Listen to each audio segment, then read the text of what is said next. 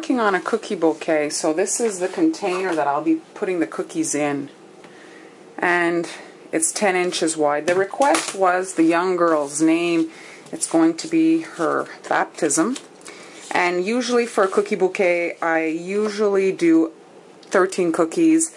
I find that if I do more than that it tends to get crowded, and so the little girl's name is 8 letters, so that would eat up a lot of my cookies already. And so what I did is I formatted it on my computer to have 2 letters per cookie. And so then they turn out to be a decent size. They're 3 inches, a little over, 3 1/4, let's say, by 3 inches high. And so that's going to be 4 good sized cookies. I chose the Circus font, which I find we've been seeing quite a bit of, just for interest. I thought it would be cute. After I formatted the letters on my computer, I printed them off on cardstock, and I used that as my template to then hand cut my cookies. And so here's the AN. I used my copy cake to transfer the image, and now we're going to be doing the little detail on the letters that's going to bring it to life. This is my cookie here, the back of the cookie. I've got a very wide brush. I'm liquefied my icing and I'm base coating the cookie. Now what I'm doing from the inside of the cookie, I'm going out and I'm pushing down, and so my brush is rubbing towards on the edge of the cookie, and it's kind of like blocking it.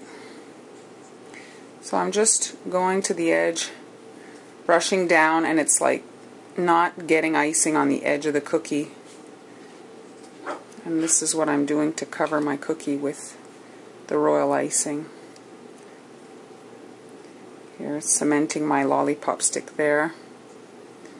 And just rub downwards, and there we go. I just want to get a base coat of icing on my surface. And there we go. And you can see here on the edge I don't have any icing. And let that dry. So with my copy cake, I outlined the letters in brown, and then I flooded the shadows and the actual letters in a darker pink. And now I've cut out the stencil, I've cut out the detail of this Circus font. Now if you don't have an airbrush, you can certainly, I would suggest using a marker, not luster dust or anything like that.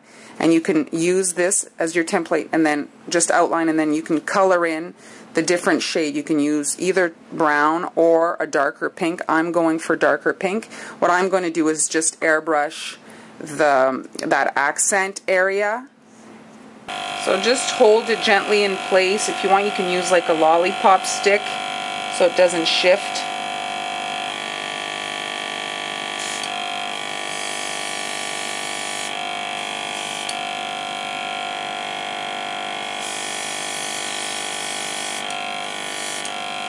And there we go. And so it's just creating a bit of a shadow on it.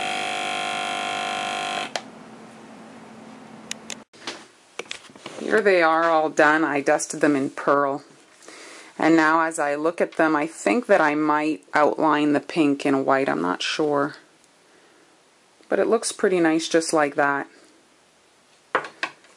So here, let's put them in the right order. And Angelica. So here, just to specify, here I put these I centered the stick, and these two here, I put the stick more here to the left and this one more to the right, so that I could easily get them in my arrangement. And if the cookies stuck out a bit of the box, well, that would be fine.